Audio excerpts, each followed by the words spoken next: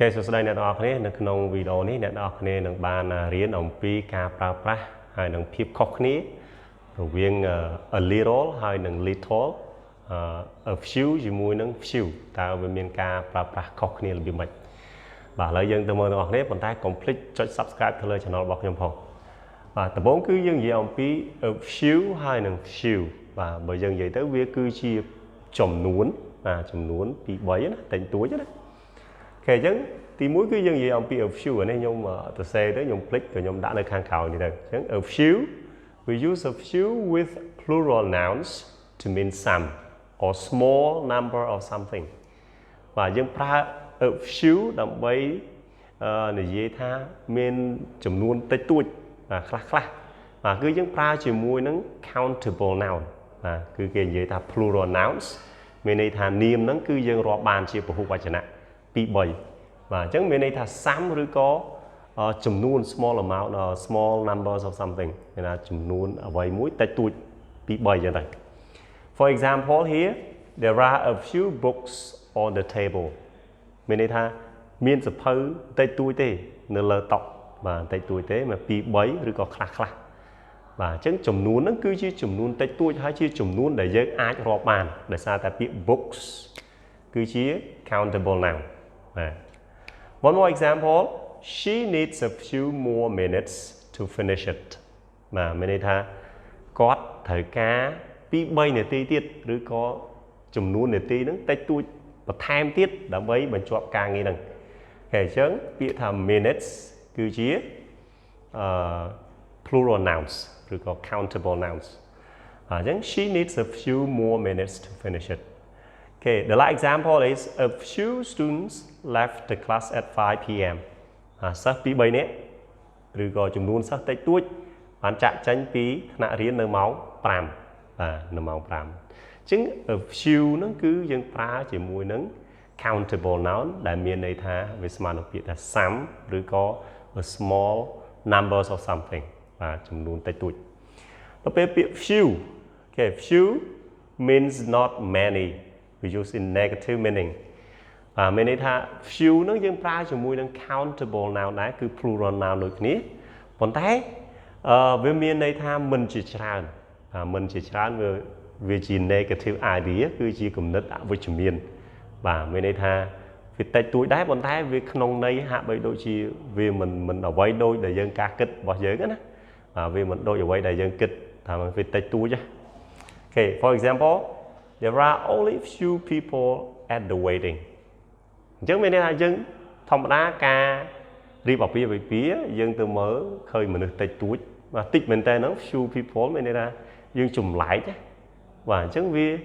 តិចតួចមែនតើនៅក្នុងតែមានមនុស្សតិចតួចមែនតើនៅឯពិធីរៀបមង្គលការហ្នឹងបាទអញ្ចឹងវាជាប្រភេទនិយាយថាបើខ្មែរយើងនិយាយថាបន្តិចហ្នឹងបាទបន្តិចហ្នឹងបាទអញ្ចឹងមានន័យអញ្ចឹងមានន័យរបៀបអញ្ចឹងបាទមួយយើងនិយាយធម្មតាថាវាមានតិចតួចបាទប៉ុន្តែនៅពេលដែលយើងទៅតិចម៉េះបាទតិចម៉េះមានន័យ not many អត់ច្រើនអញ្ចឹងអ្វីដែលយើងរំពឹងទុកហ្នឹងវាខុសពីការគិតរបស់យើងអញ្ចឹងវាអាហ្នឹងវាមានន័យវាជាគំនិតអវិជ្ជមាន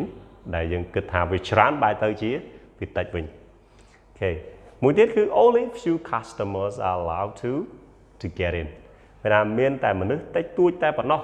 ដែលអនុញ្ញាតឲ្យចូលទៅក្នុងបាទដែលចូលទៅក្នុងអតិថិជនណា customers គឺអតិថិជនអញ្ចឹងមានន័យថាគេមិនរំពឹងថាមនុស្សតិចអញ្ចឹងទេឲ្យគេឲ្យចូលណាដល់ទៅដល់ឃើញមនុស្សតិចអញ្ចឹងមានណាវាជាវាអ្វីវាខុសពីការគិតរបស់យើងវាជាnegative meaning បាទអញ្ចឹងយើងប្រើ few ពេលហ្នឹងណាអញ្ចឹង only few customer are allowed to get in មានមនុស្សតែមានអតិថិជនតិចតួចប៉ុណ្ណោះដែលគេអនុញ្ញាតឲ្យចូលទៅ Okay the last example is I'm sorry there are few eggs left in the fridge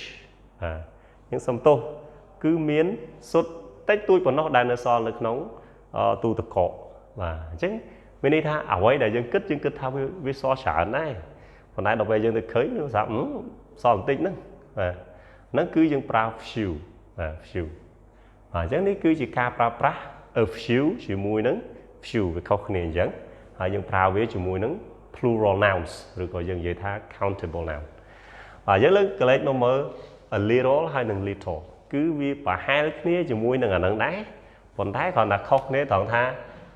a little is used with uncount nouns to mean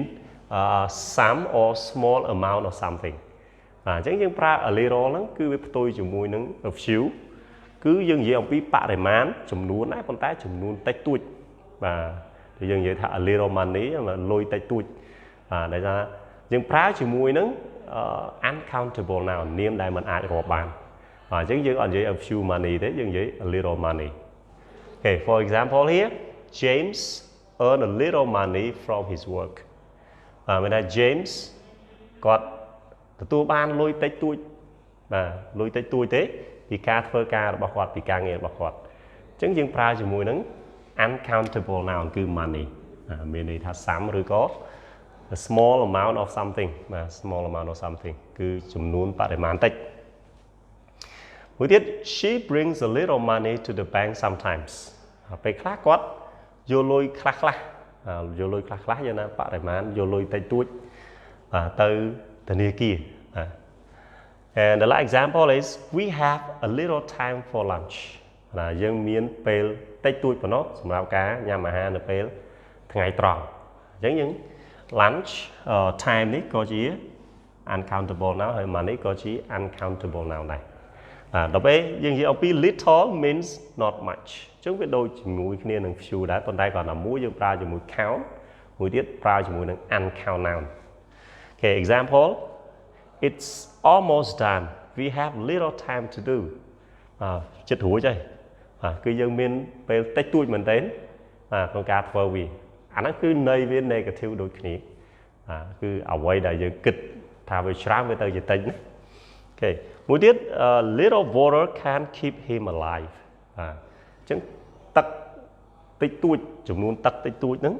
ឬក៏បរិមាណទឹកតិចតួចហ្នឹងគឺมันអាចធ្វើឲ្យគាត់រស់បានទេអូខេអញ្ចឹងយើងប្រើជាមួយនឹង uncountable noun ដែរគឺ water អានេះយើងប្រើជាមួយនឹងពាក្យ time Okay the last example is there's little bread in the kitchen it's not good អញ្ចឹងមានថាមាននំប៉័ងតិចតួចទេដែលនៅសល់នំប៉័ងហ្នឹងគឺ uncountable noun ដែរគឺយើងរាប់អត់បានទេមាននំប៉័ងតិចតួចប៉ុណ្ណោះដែលនៅសល់នៅឯផ្ទះបាយបាទនៅចង្ក្រានបាយគឺមាននំប៉័ងសល់តិចតួចប៉ុណ្ណោះអញ្ចឹងន័យហ្នឹងគឺ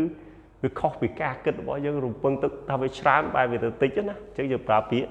a little ពាក្យ little អញ្ចឹងនេះគឺជារបៀបក្នុងការប្រើប្រាស់ little ហើយនិង a little ហើយ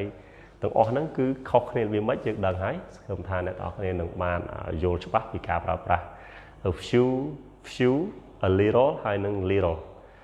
យើងជួបគ្នានៅវីដេអូក្រោយហើយកុំភ្លេចចុច subscribe ទៅលើ channel របស់ខ្ញុំផងអរគុណ